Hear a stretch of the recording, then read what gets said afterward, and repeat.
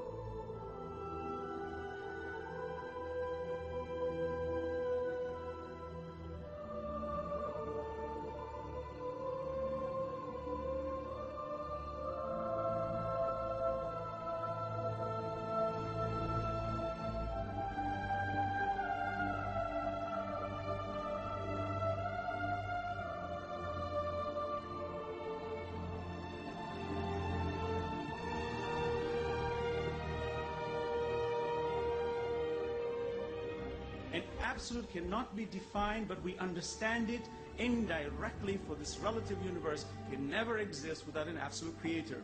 And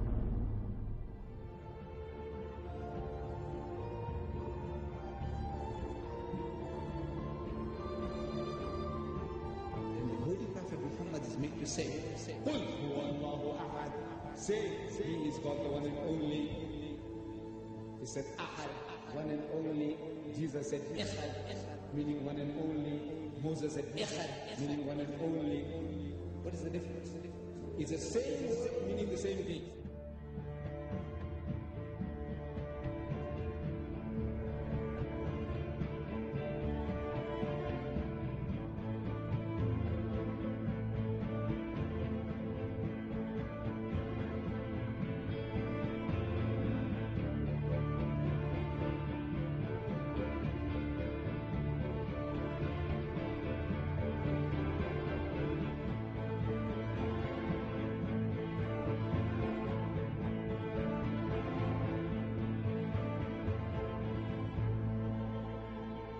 Muhammad could not have known these facts about human development in the 7th century because most of them were not discovered until the 20th century. Muslims and others are justified in concluding that these facts could only have been revealed to Muhammad by the one who knows all about us, not only about how we developed, but how we live and function. The unity of these three faiths consists in the unity of God. You see, in the fundamentals of the teachings of Moses, Jesus, and Muhammad,